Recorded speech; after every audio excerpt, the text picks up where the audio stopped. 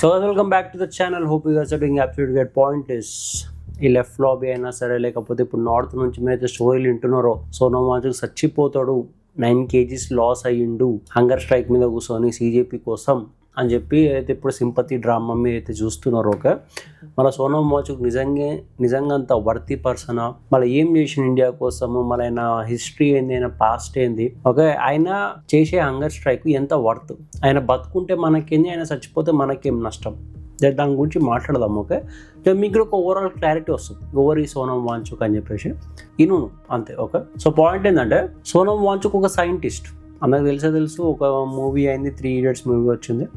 3 Idiots మూవీలో జర elevation ఇచ్చారు. ఏమైనా ఎలివేషన్ ఇచ్చారు అంటే 400+ పేటెంట్స్ ఉన్నాయి సోనమ్ వాంచుక్ అని చెప్పేసి, బట్ తిప్పి కొడితే ఏం లేవు. మీరు కాంటే గూగుల్ చేసుకోండి. ఓకే, అంటే కొన్ని చేసిండు, కొన్ని థింగ్స్ కనిపెట్టిండు.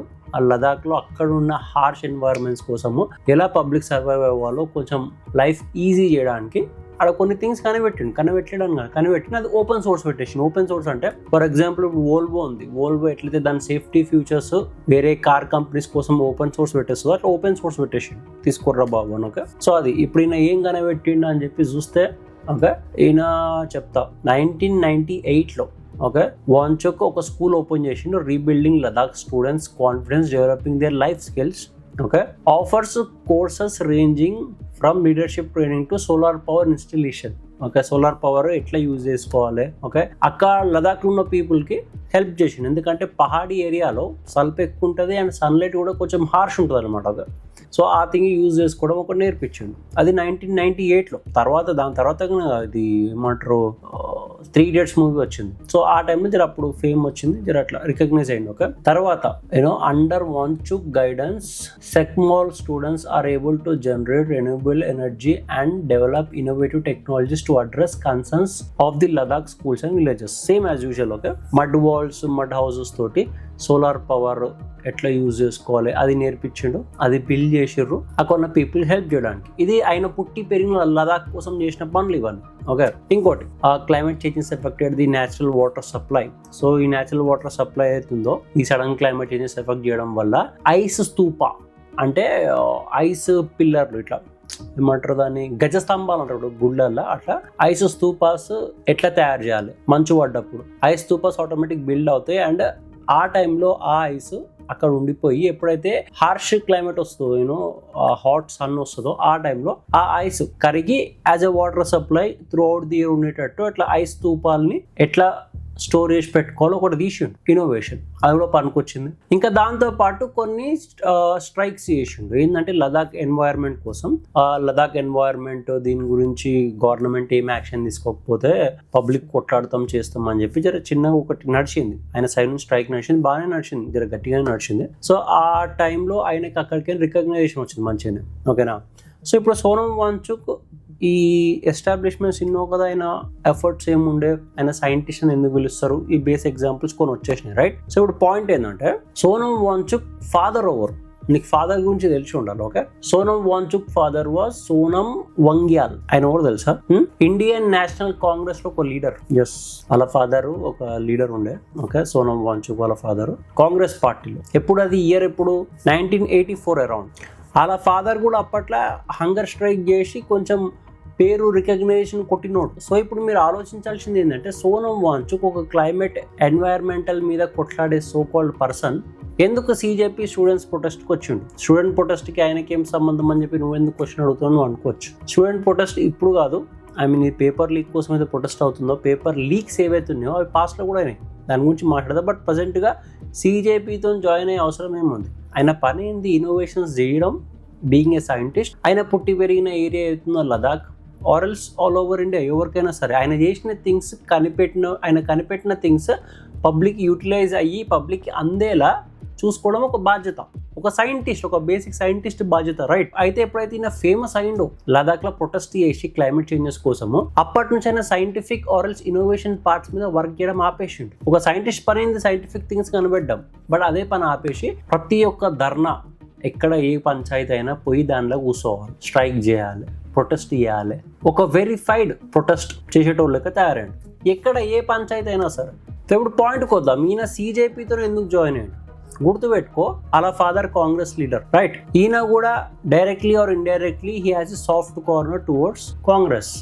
ఇప్పుడు ధర్మేంద్ర ప్రధాన్ ఎవరైతే ఉన్నారో ఎడ్యుకేషన్ మినిస్టర్, ఓకే, దానికంటే ముందు కూడా మస్తు పేపర్ లీక్లు అయినా, మీరు పోయి గూగుల్ చేసుకోరు. నేను నాకేమి ఇప్పుడు తీసుకొచ్చి మీకు పెద్ద ఆర్టికల్స్ ఏమంటే వేస్తాను, నాకు పెద్ద పాయింట్ కాదు. బట్ ఏంటంటే మీరు కూడా తెలియాలి, మీకు కూడా మీరు గూగుల్ చేసుకోరు ఎన్ని పేపర్ లీక్స్ అయినాయి, ఎవరు రూలింగ్ లో ఎన్ని పేపర్ లీక్స్ అయినాయి. ఇప్పుడు అనొచ్చు బ్రో పాస్ట్ అయినదని మాట్లాడితే నువ్వు ప్రజెంట్ గా మాట్లాడు, ప్రజెంట్ కూడా చేసిన తప్పే, కుళ్ళ మాట చెప్తా తప్పే, ఓకే. బట్ మీరు పాస్ట్ లో ఎప్పుడైతే అయ్యిందో అప్పుడు ఇట్లా ఇంతే హల్లా మచాంచిర్రా, రిజైన్ చేయాలని చెప్పి అడిగిర్రా? అడగలేరు, ఓకే.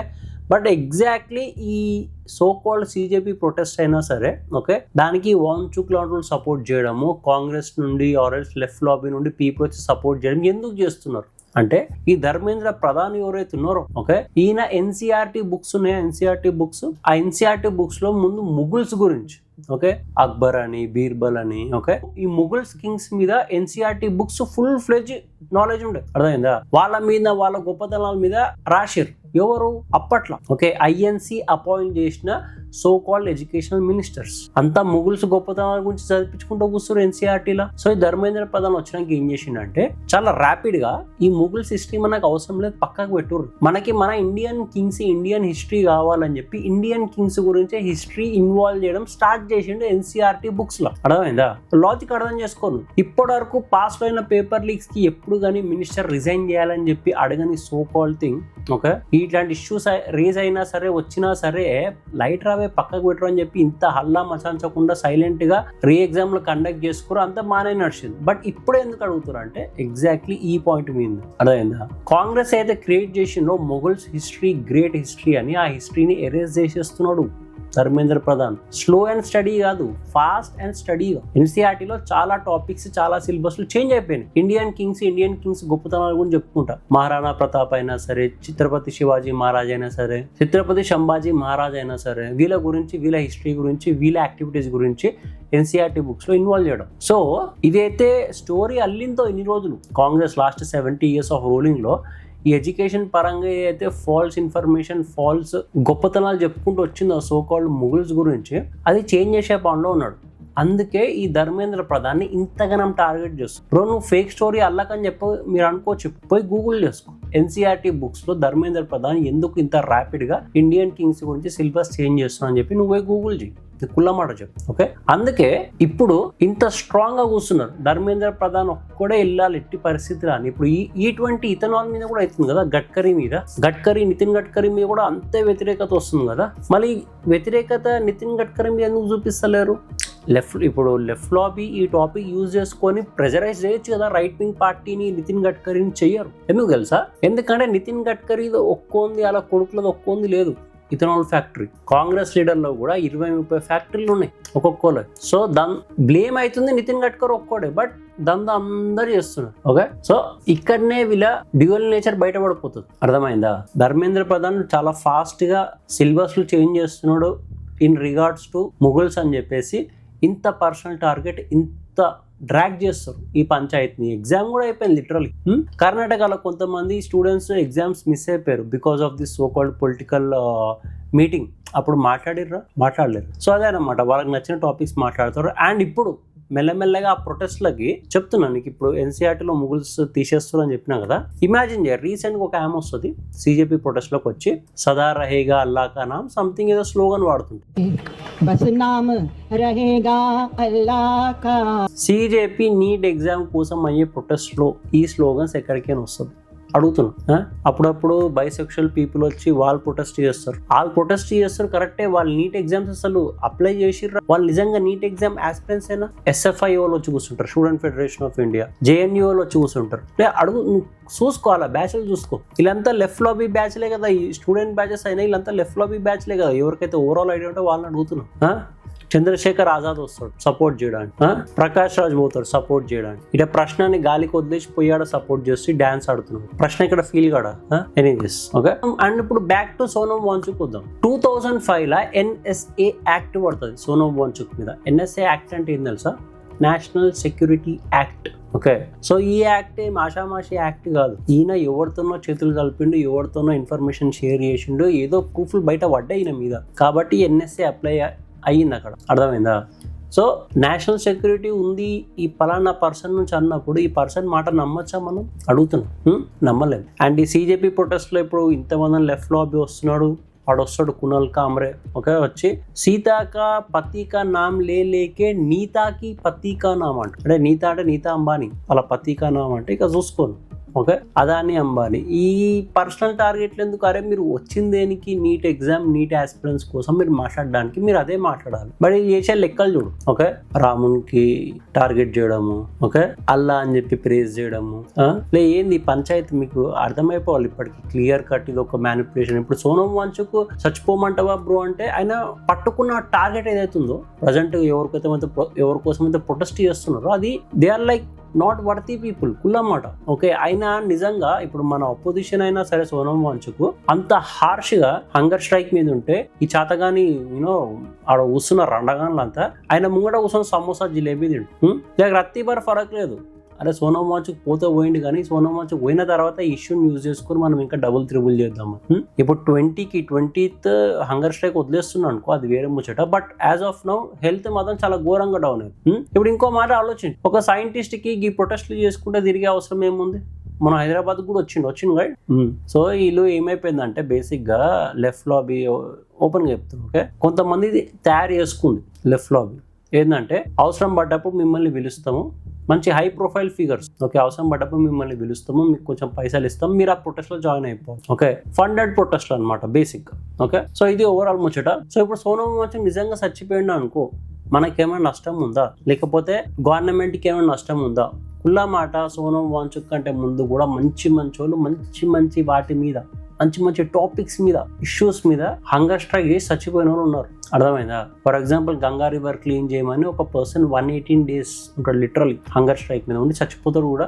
గవర్నమెంట్ లెక్క కూడా చేయదు, పోతే పోనీ అనుకుంటారు. అర్థమైందా? సో వీళ్ళు ఒక 30-40 మంది ఇట్లా ముంగట ఇట్లా బ్యాచ్ని పెట్టుకొని హంగర్ స్ట్రైక్ ఈయన కూర్చోబెడితే పోతే ఈయన ప్రాణాలు పోతే కానీ అసలు దేకం కూడా దేకదు గవర్నమెంట్. ఓకే, ఇప్పుడు ఈయన చచ్చిపోయినందుకు బాధపడతారు పీపుల్. అదే అంటే అరే పాత కూడా చాలా ఉందిరా history. For example Indira Gandhi, okay, సాధులకి ఓపెన్ గా లాఠీ చార్జ్, ఫైరింగ్ చేపిస్తారు కామన్ ఒక నార్మల్ సాధువులకి. ఓకే, ఆ సాధువులు కూడా ప్రొటెస్ట్ చేస్తుంది దేని గురించి తెలుసా? ఆ కౌ ఏదైతే ఉందో గోమాత, దానికి ప్రామిస్ చేస్తుంది, నేషనల్ యానిమల్ లేక డిక్లేర్ చేస్తా, ఏదో ఒకటి చేస్తా గోమాత కోసం అని ప్రామిస్ ఇచ్చి గెలవంగానే ప్రామిస్ కి చేదులిపేసుకుంటుంది. సో దానికి అపోజిట్ ప్రొటెస్ట్ చేయడానికి వచ్చిన సాధువుల మీద 5,000 సాధుస్ ఓకే అప్పట్లో ఆ టైంలో చెప్తున్నాను నేను, ఒక హెజిటేషన్ లేకుండా లాఠీ చార్జులు ఫైరింగ్ జరిపించారు. ఆ పొద్దు నుంచి మంచి మంచి టాపిక్స్ మీద కొట్లాడి ప్రాణాలు వదిలినా సరే గవర్నమెంట్ పెద్దగా ఏం పట్టించుకోదు. ఇప్పుడు ఈయన పోయినా పెద్దగా ఏం పట్టించుకోదు. అర్థమైందా? పైకే ఈయన ఎవరి కోసం అయితే కొట్లాడుతున్నారో అలాగే రత్తి బర్ వాల్యూ లేదు ఈయన గురించి. అండ్ ఎవరి మీ అయితే NSA ఉందో, ఎవరి ఫాదర్ అయితే ఆల్రెడీ నేషనల్ కాంగ్రెస్ లో పనిచేసిండో, అండ్ ఇప్పుడు ప్రజెంట్ గా స్టూడెంట్స్ అడ్డం పెట్టుకుని వాళ్ళ left lobby political agenda spread చేసే వాళ్ళకి ఈయన సపోర్ట్ గా నిలబడ్డాడు చూడు. నాకేం లెక్కలేదు, చచ్చిపోతే చచ్చిపోని, పెద్ద ఫరకేం పడదు. అర్థమైందా? పాత టైంలో మంచి వాళ్ళు చచ్చిపోయారు, ఇప్పుడు ఈయన చచ్చిపోయినా పెద్ద ఫరకేం పడదు. నాకైతే ఫరక్ పడదు, మనకైతే ఏం నష్టం లేదు. ఓకే, సో అది ముచ్చట. మీకు ఇప్పుడు ఓవరాల్ గా అర్థమైంది అనుకుంటున్నా. వీడియో నచ్చితే please make sure like, share, subscribe and thanks for watching.